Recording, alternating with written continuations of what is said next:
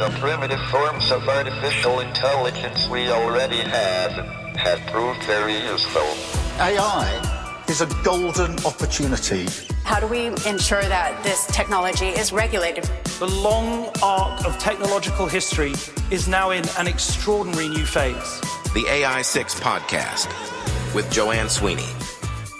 Thady, you're very welcome to AI6. Thank you so much for joining me. Thanks for having me, Joanne. Well, we're usually on a shoot together, right?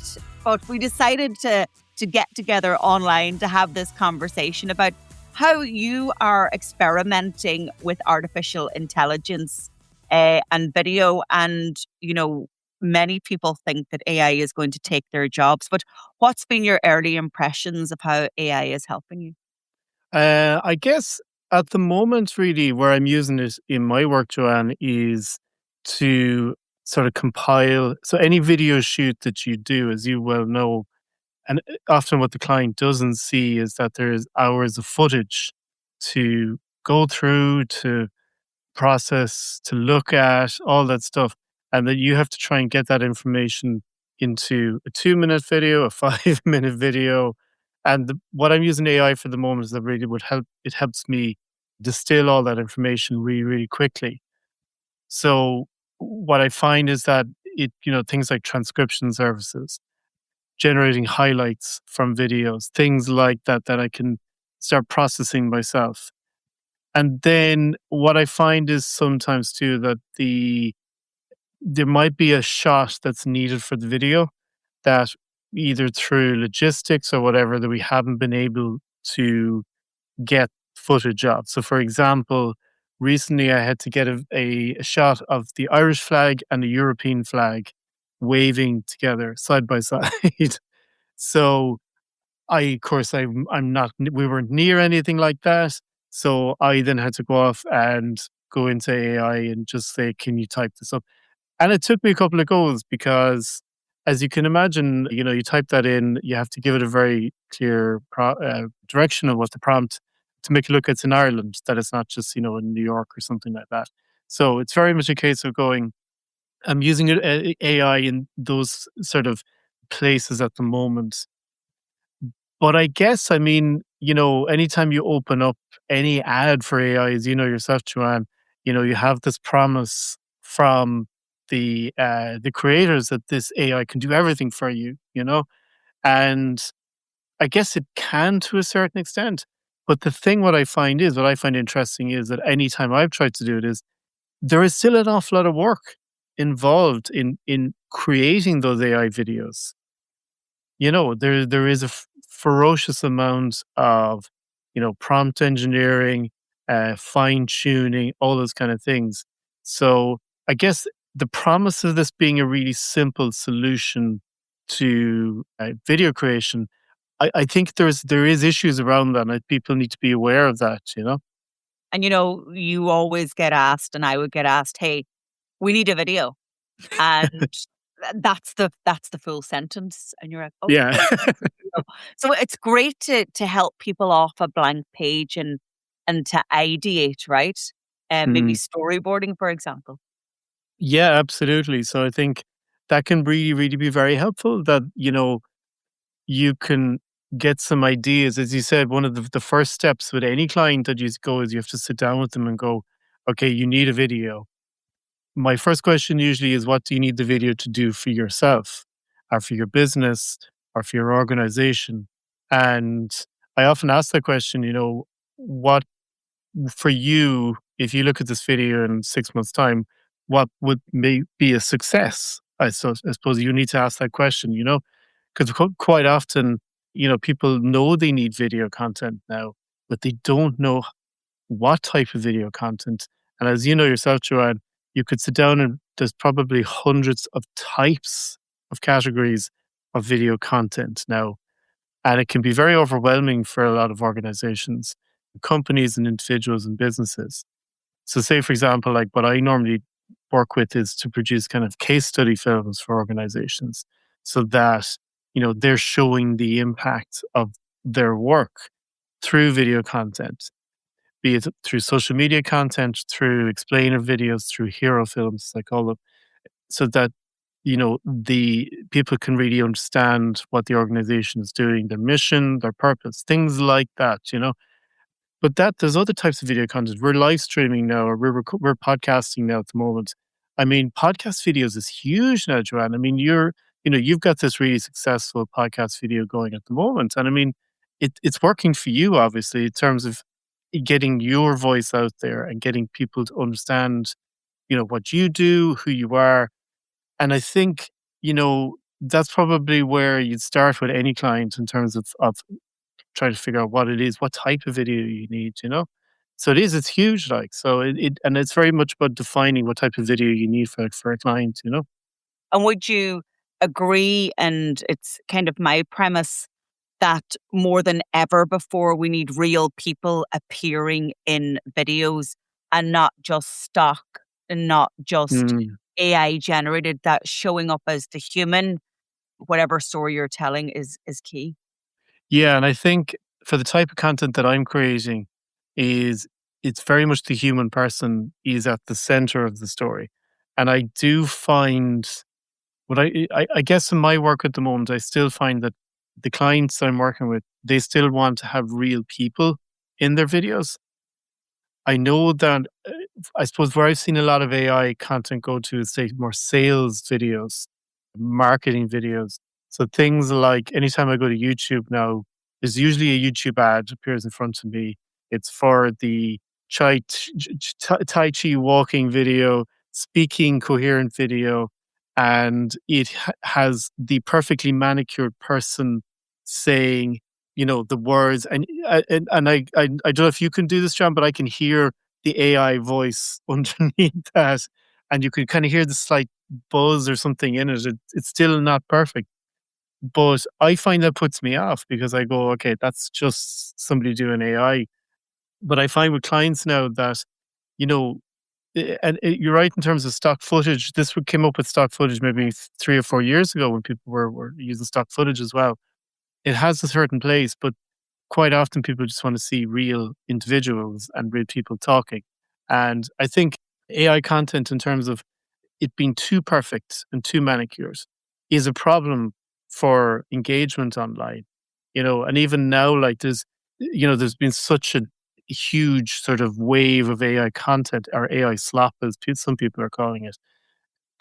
And I think if you want real authentic engagement online, you still have to show up as a real person, and you still have to show up with your own voice, with your own personality, with your own content, essentially. And I do think, for example, Sora there, I saw that recently there, one of the AI engines.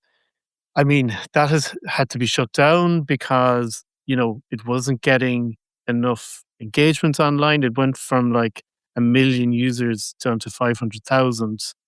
It had a licensing agreement with Disney, so people could go on, they could create their own characters in Sora and be interacting with Disney, which sounds great, but it just wasn't working for people, and it wasn't getting user engagement.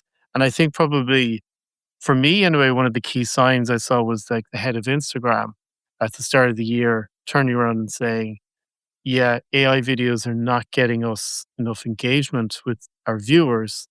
And they have now started weighing towards homemade, authentic videos, slightly shaky, using their phone, all that kind of content. So, for me, it's like, it's still people who are consuming the video content. And I think in order to engage with them really, really clearly, you still have to show up as a real person, as a real, your own voice, to be authentic to the viewer. And much of that is down to what can we trust on the internet right now? Is this really Joanne, or is it AI Joanne showing up? And especially the marketing videos and the branding videos, you've got to be really, really careful because, as you Mm. say, the Tai Chi walking, you don't know if it's a real company behind this or a video that's going to take you to a cloned website that's a scammed website, because all of that is absolutely possible. So being very discerning about Mm. showing up and how you show up and where you use AI footage. what about then the power of story? Because video is nothing if it doesn't come together with a beginning, a middle, and an end, and the characters in the video, the location. I mean, AI can help with that, but the story should come from the business or the person, right? Absolutely, Joanne. I always, when people ask me about, the power of storytelling, one of the first references of storytelling that we have are cave paintings from, I don't know, how many years, thousands, hundreds of years ago. You know, it is in our DNA to be storytellers. It is what helped us evolve and develop as human beings. And storytelling will always be part of us, whether in whatever format. And it is the most engaging a way to approach video making. And I think for me, like anytime I'm sitting down creating a video, and usually it's, filming after filming maybe 5 interviews with people, and when you're creating the questions for the interviews, you try and build the story into the questions so that you're guiding the person through. And I think what you've got to do there is you then have to look at it and go, right, where's my story in all these interviews? And then you start building out your story through that. So, the first thing is, what is the challenge? It's that classic. Anytime I try and teach storytelling, I always use the Star Wars template. You've got your Luke Skywalker. He's your protagonist. He's your character. Yoda is the person guiding him through the movie. And then, I always say to people in storytelling is that you guys are Yoda, because, the person you're trying to connect with, they're Luke Skywalker, you're Yoda, you're trying to bring Luke Skywalker through the story. So these are all the elements of storytelling that we try and bring into video making, so that the viewer, as soon as they sit down to watch a video, they are engaged as quickly as possible. And that is what is really, really important now. So that and like the thing is, we're very curious people. So if you put a a story in front of someone, you tell this is the challenge in front of a viewer, they're usually very intrigued. They're like this, and if it connects with them as well, you see, it might be a challenge they're facing too. And I often say to clients and say, look, what is your viewer at home? What is the challenge they're facing? And you've got to try and make sure they see that you understand that challenge and you're not going to help bring them through it. So that lovely storytelling arc of, here's the challenge. How are we going to overcome the challenge? What's the new world after you've overcome the challenge? What's that going to look like for you, for your organization? So it's even as simple scenarios, like I'm doing a video at the moment for a GA club, because they're going fundraising now. They're developing a whole new project. So we took the arc of the story of the club from, it's been going for nearly 50 years, 60 years more. People, when they started out, what were the challenges they faced, and now what is the challenge they're facing now? They're looking for more space because they've got such an expanding player base. How can people help them? So these are all the things that come into storytelling. You can't just turn up and go, we need money now. Can we get this sorted? Could you just give us your money? You have to give people a reason why. And that's why authentic people on camera that's what you need. You can't just create an AI avatar, which is very simple to do. You go into CapCut now, you go in and you pick. Have you done that, Joanne? Have you got into CapCut and played around with it? And you can see all those avatars sitting up there. And you just go, I'll take that person, I'll put this voice with them, and let's see what happens, And you can do that. There's, that is there as an option now. But I just think, it does lack engagement, And that's the emotional connection of human to human.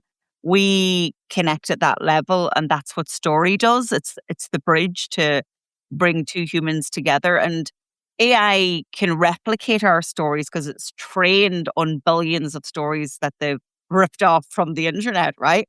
But Yeah. people must never, ever forget that if you really want video to be a tool that assists your business, your organization, your personal brand, you have to bring that humanity, and that is lived experience. But we're all using tools, right? I'm a digital marketer. You're a video master. what tools now that you're using are introducing AI assistance and AI integrations to make your workflow a little bit better? So I suppose the first step is the transcription of interviews. So for me personally, you bring in an interview, say maybe it's 10 minutes long, and I find it very difficult to keep listening back. So what I originally used to do years ago was I would look at the interview, I'd keep listening back, and suddenly you realize that I actually had to end up transcribing the whole interview myself, essentially.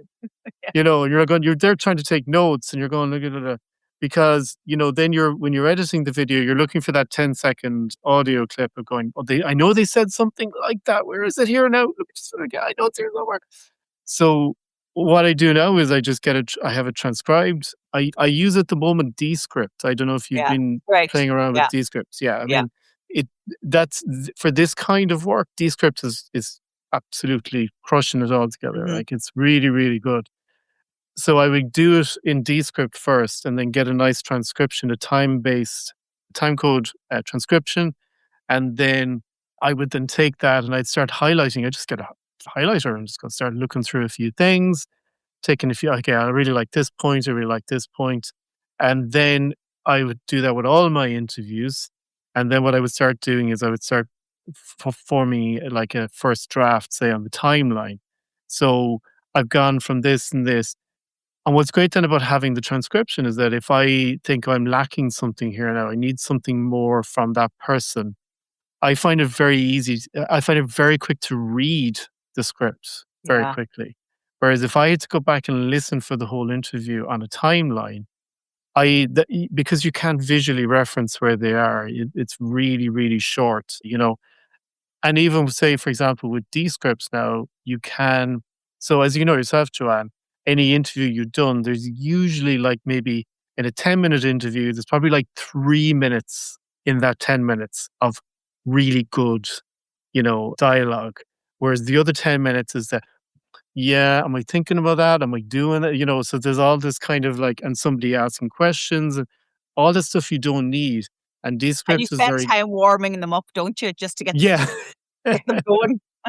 Absolutely. And that's again the whole human connection thing too, because yourself, if you're behind the camera, you have to talk to them to get them to loosen up a little bit and warm them up and make sure that they trust you as well, that they actually will talk to you and actually give you the, so that you can get some reasonably good answers from them. But Descript is great then in getting rid of all that. So you could then send the edit into Descript and Descript goes, right, sends you back a video that, has basically got rid of those other 7 or 8 minutes for you. So that's going to save you a ton of time. And suddenly you've got this lovely 3-minute clip instead of 10 minutes. So then I would take, all of those notes I've taken really, so I can review those notes really quickly. And that's what's key. And then I can start building. I used to use flashcards, actually. I used to write the key point on the flashcard and I'd start moving them around the table. And I would just go, maybe this goes here, maybe this goes here, this goes here.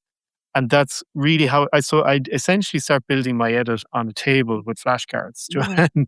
So, but AI has gotten me to that point really a lot more quicker than before. And then essentially the other key points then are, there are other tools. I can see there's other tools coming into the situation at the moment, helping with the edit of videos. Yeah. So I think there's one called Eddy AI, which is one I was looking at recently, which is promising that it can edit for you essentially like a first draft from that kind of interview-based video content. That is one option I was looking at recently. Again, they're all coming online really, really quickly. But I still don't fully trust, an AI machine to do this for me. I think it's different if you have a script prepared and you're just speaking the script to camera. I think that's much easier to go to an AI machine and say, right, you go and edit that for me. Here's the script and here's me speaking the script and get rid of all the ums and ahs or whatever. And you then get a video back, which is basically 99% edited for you. I think when it's unscripted, that's a whole other different challenge, essentially. And then I think the final... Oh, yeah, go on, sorry. And it's just remarkable listening to you how your workflow has changed. And that's what AI is for. It's to streamline how we do our work, to make it easier so that we have more of that critical thinking time to put into it, right? That's actually a very good point. It's a very good phrase. The critical thinking is very good because that's the skill I never want to give to any other, AI machine or anything like that. That point where, I the final video needs to feel like a human being has edited it and has And you're actually proud of your work. exactly Yeah. 'Cause you did it. exactly Yeah. exactly, and that's what I get from editing as well. Like I actually get a lot of happiness and joy out of editing because you're building a story with the edit, and I get a lot of fun and happiness out of that, which I think is a nice thing to do. And I don't want to have an AI bot doing that for me. So the critical thinking part is really, really huge because I'm the one who's had the conversation with the client. I'm the one who knows what they have in their head. So it's easier for me to turn around and actually, create the content with them in mind. And then, like I said, the final point then, really the final step now, of course, is subtitles.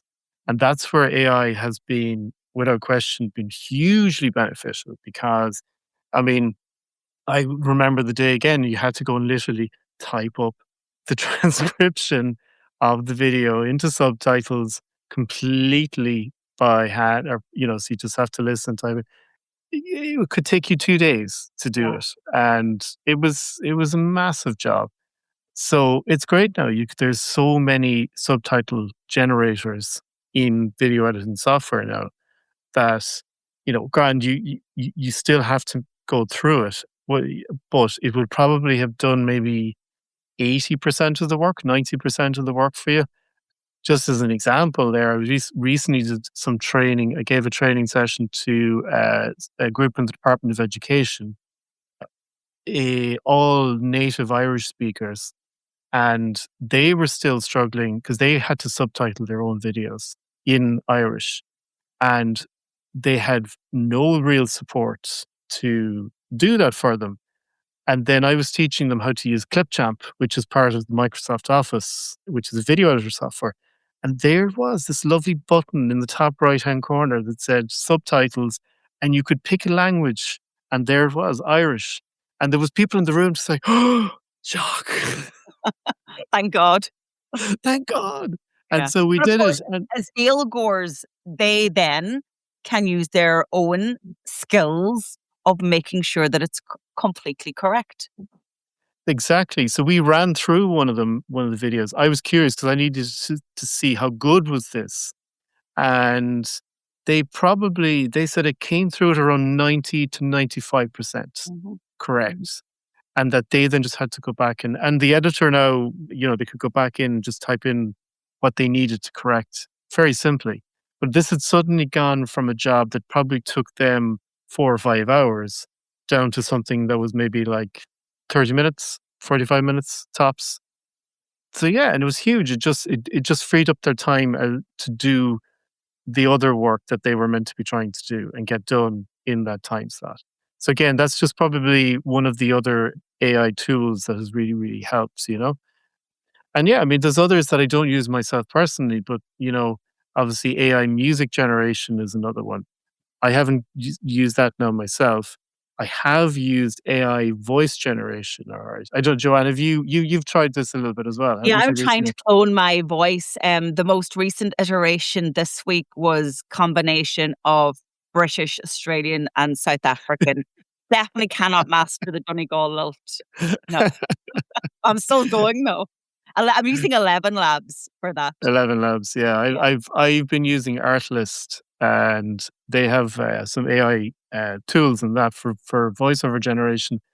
And I think it's perfect if you are creating maybe for the American market or the British market. Yeah. But I think for a regional market, for an Irish market like who we're It wouldn't serving, land.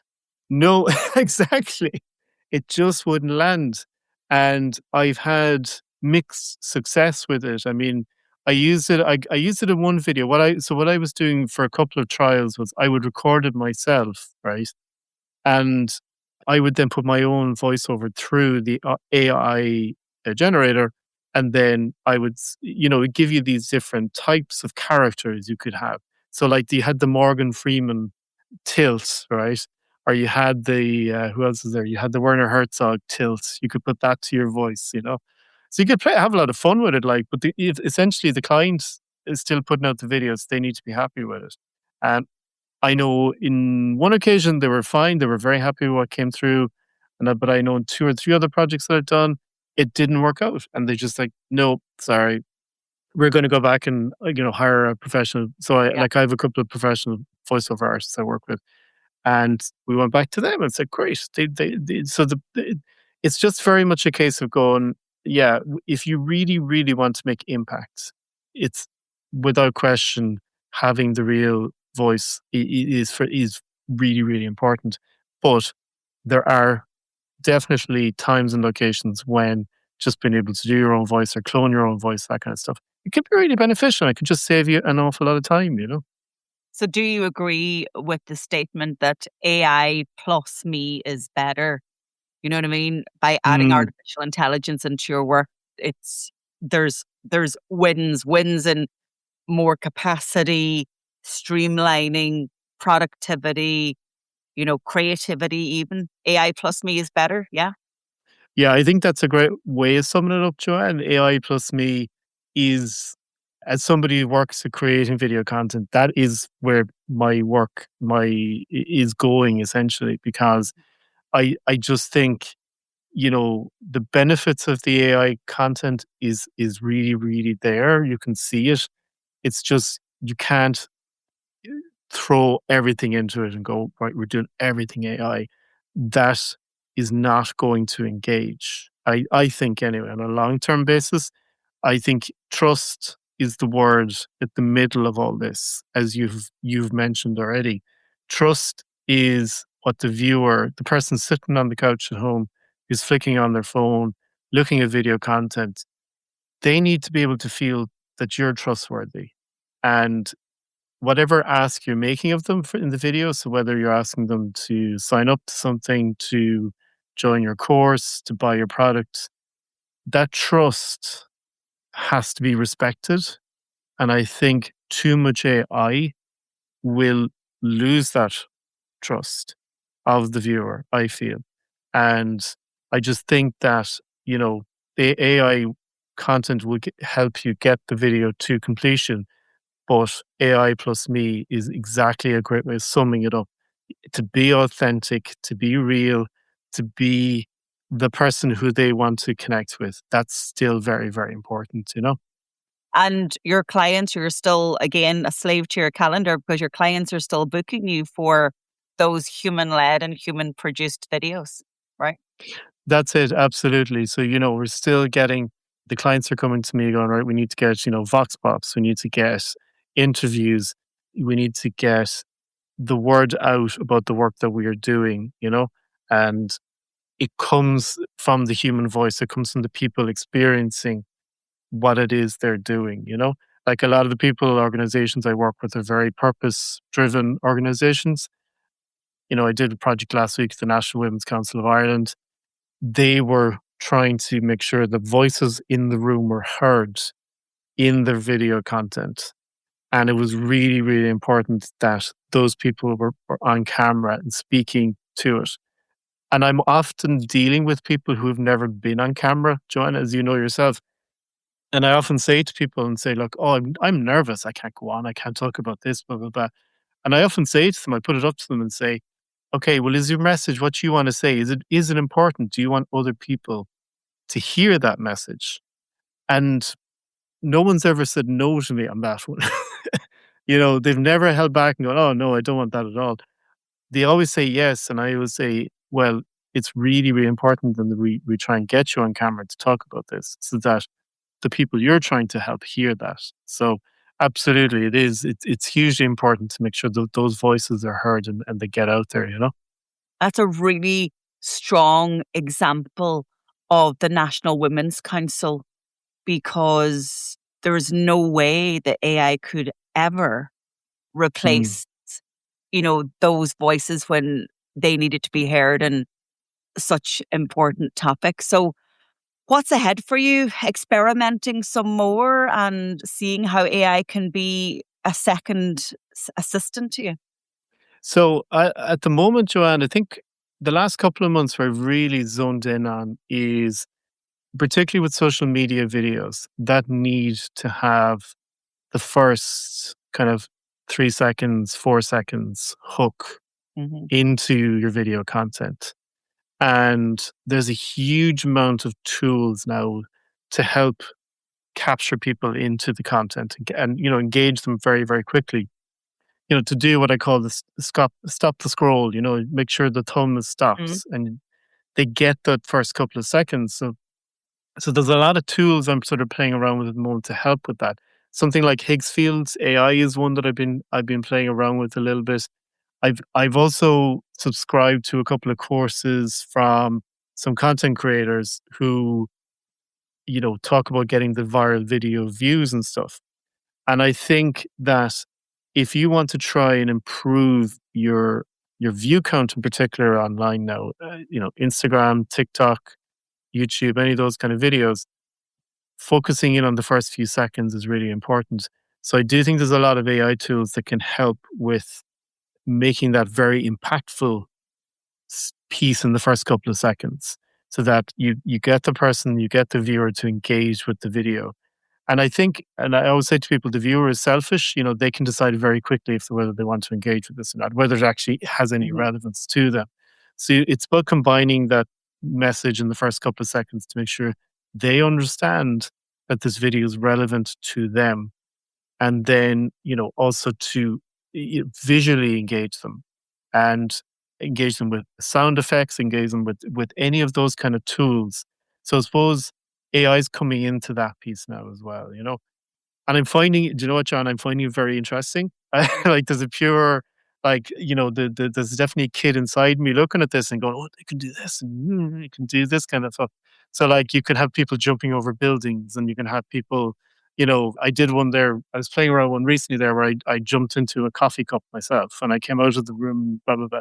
So these kind of things you play around with and you get crack with them. Like and I think it's very much about, understanding again the message, needs to be said in the video, but then in capturing the people really, really quickly. So for me, that's where a lot of the AI stuff that I'm learning is with that at the moment.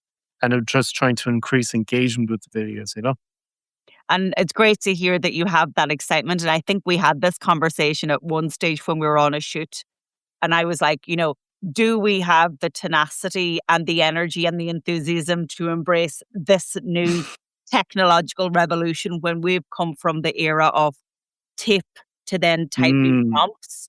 And we've seen all those changes in digital and now AI. But I would agree, I am equally excited, and I think that having 2 decades of communications and creative experience that we have, we can really add to it. But you got to experiment. There's no way around AI. You've got to do it, right? You can read, you can watch YouTube videos, but you got to just dive in, just like you dived into your coffee cup. Exactly. And I think you're right. That is a very important point to make as well, is that the need to do the work as well is important because you learn an awful lot yourself. As you know yourself, Joanne, you've learned from making mistakes Mhm. and where the mistakes happened, understanding what changes you need to make in order to make them work or make it better the next time. And I do think maybe that's maybe the one thing that for anyone who's coming into the industry now is that they miss out on that a little bit. That they think that AI can just do that for them and that they can rely on that. And I do think that's where anyone who's watching this who's starting out and they think that AI can do it for them, I would challenge them and say, no, you need to try and maybe figure out your own workflow first. And, so that you can see where are I suppose, the hard skills that you need to know to make content or to make videos or to make creative decisions.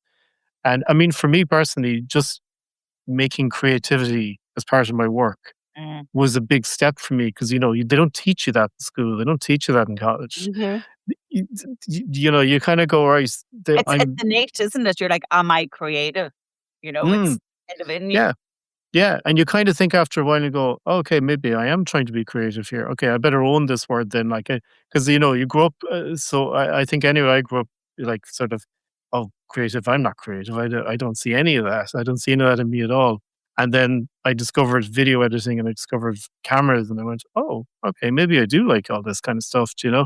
So I'd encourage anyone who's coming into the business now of content creation, of any of that type of work, that don't just let it all out to AI, because you're missing out on the fun of learning and you're missing out on the fun of creativity.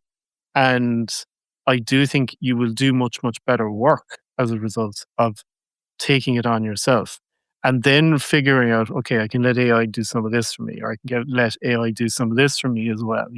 So I think it's about your workflow, understanding what that is, and then figuring out how can AI make it quicker for you or make it work better for you. Yeah. Well, listen, great to have this conversation with you. We could talk for hours on it, but where can people find you and your work if they want to work with you? And I've worked with you on multiple projects, and it's always a breeze. Always a breeze. So thank you, John.